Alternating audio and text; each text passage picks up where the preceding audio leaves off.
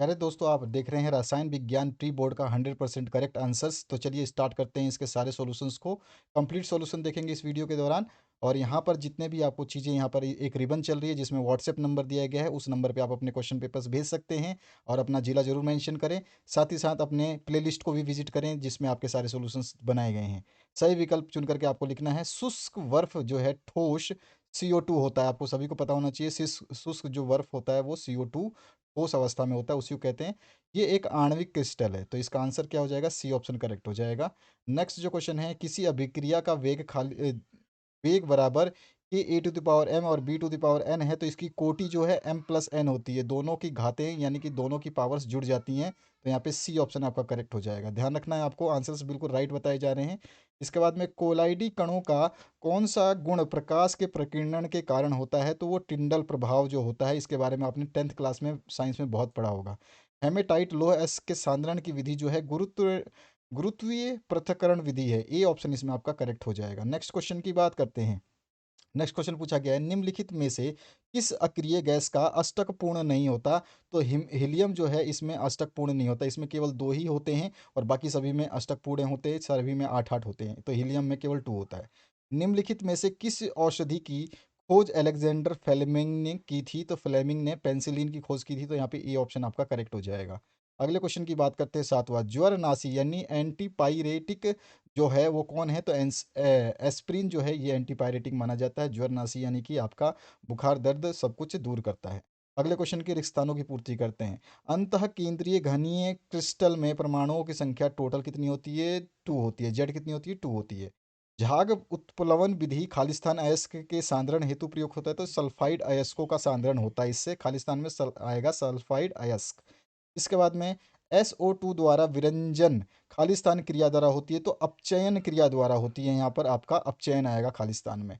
ऐसा पदार्थ जो अमाश्य की अम्लता को कम करता है वो एंटा एसिड कहलाता है। ठीक है, एंटा एसिड ठीक है, एंटा एसिड बोलते हैं इसको। यहाँ पर आपको खालिस्तान में भरना है। प्राकृतिक रबर में एस के क्रियक बंध डालने की क्रिया जो है वल्नीकरण जो है कहलाती है। वल्नीकरण ठीक है, यहाँ पे वल्नीकरण जो है इसका राइट आंसर है। तो बाद में यहाँ पे है, पर्यावरण में अपघटित होने वाले बहुलक जो है निम्न करणीय यानी जैव निम्न करणीय कहलाते हैं। ये बिल्कुल 100% राइट आंसर है। ठीक है। इसके बाद में बेकेलाइट एक थर्मोसेटिंग प्लास्टिक है या बहुलक है? ठीक है, ये सारे आंसर्स बिल्कुल 100% राइट हैं आपके एनसीईआरटी बुक से। इसके बाद में आते हैं नेक्स्ट क्वेश्चन की तरफ।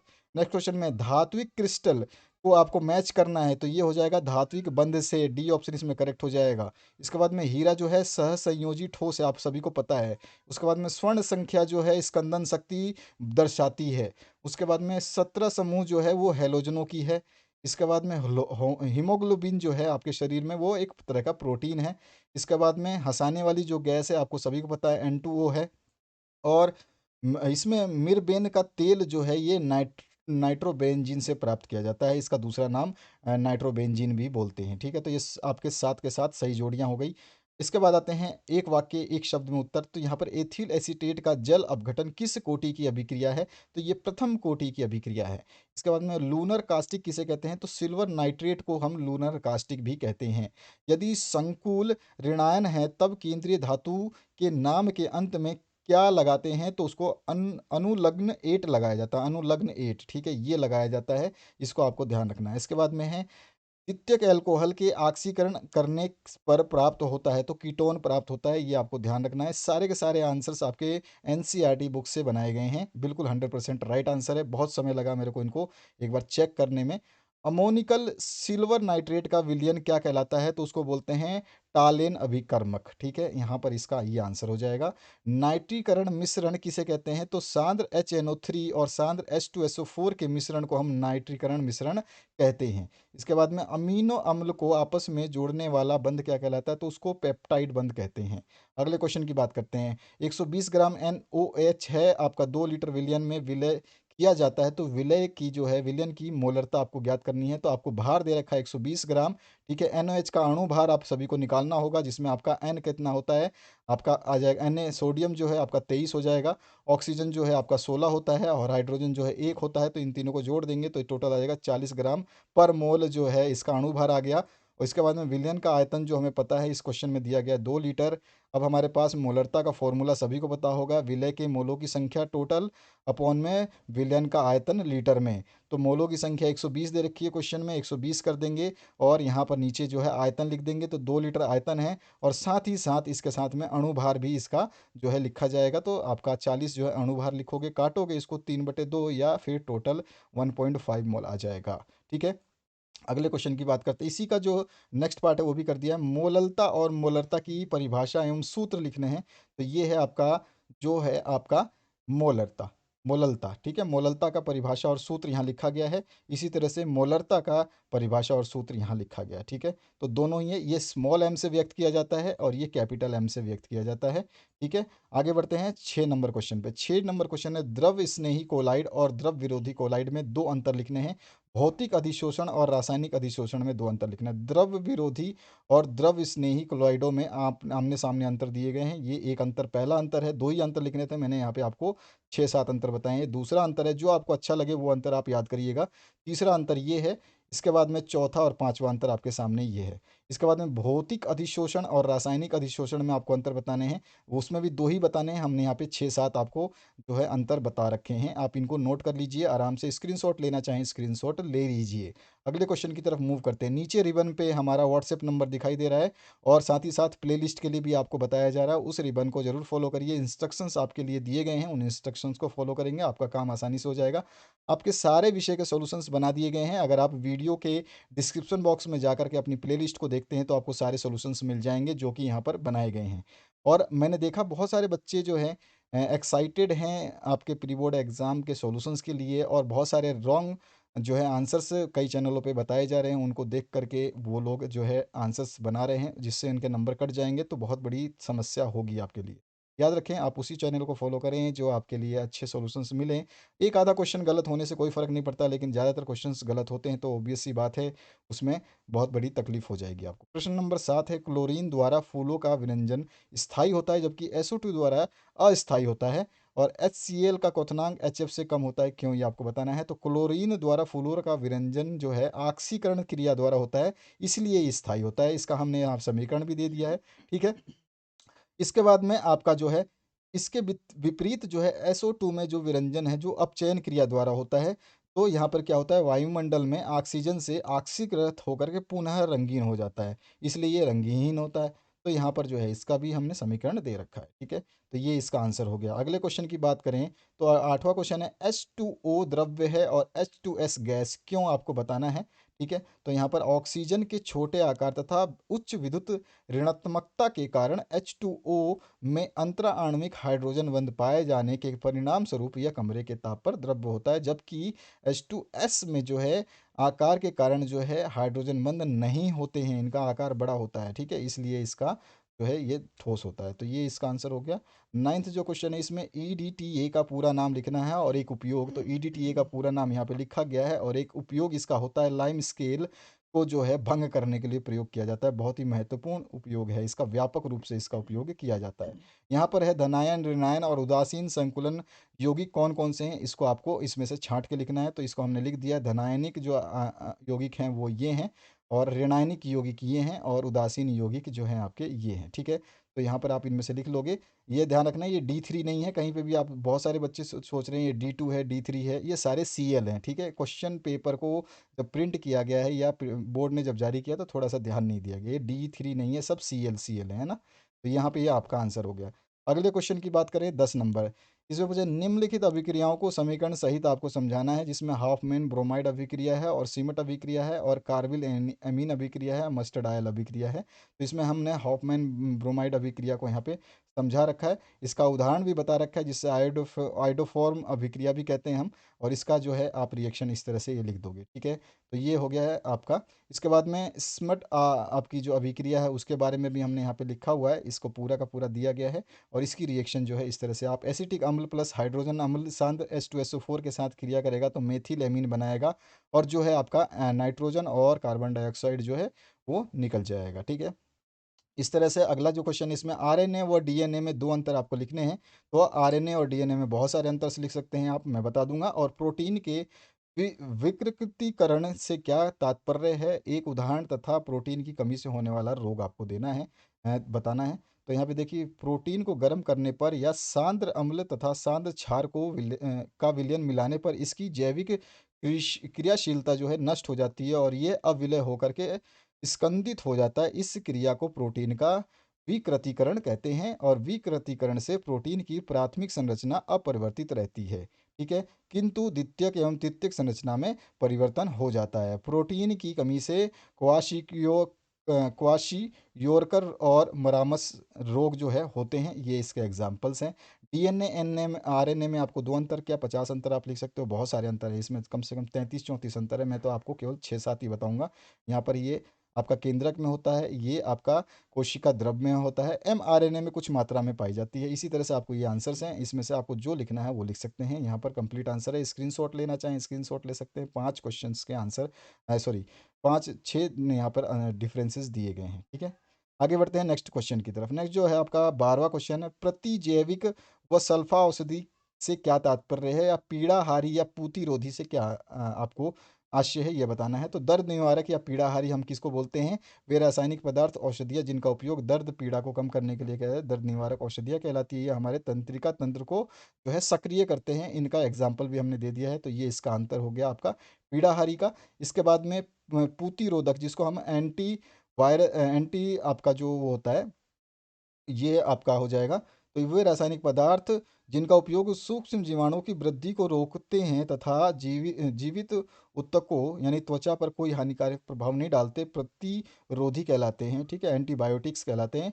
और इनका उपयोग त्वचा पर कट या घाव को भरने के लिए किया जाता है। तो जब भी आपको चोट वोट लगती है सबसे पहले एंटीबायोटिक ही दिया जाता है आपको। उदाहरण के लिए डेटोल है, और ये बाई आयोन टिंचर है, टिंचर आयोडीन भी है, आप जो लगाते हैं कभी कभी जाते हो तो वो लाल कलर का जो आपके चोट पे लगाया जाता है डॉक्टर के द्वारा, वो होता है बोरिक अम्ल है। ये सारे एग्जांपल्स हैं, तो ये इसका आंसर हो गया।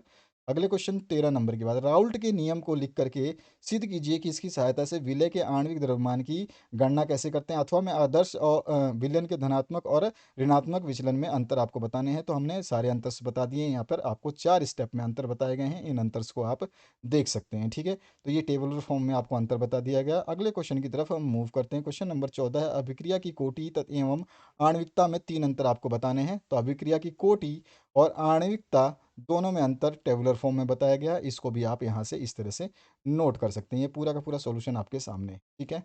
आगे बढ़ते हैं इसके नेक्स्ट पार्ट पे। नेक्स्ट जो क्वेश्चन है 15 नंबर, प्राथमिक द्वितीयक तृतीयक अल्कोहल में विभेद करना है।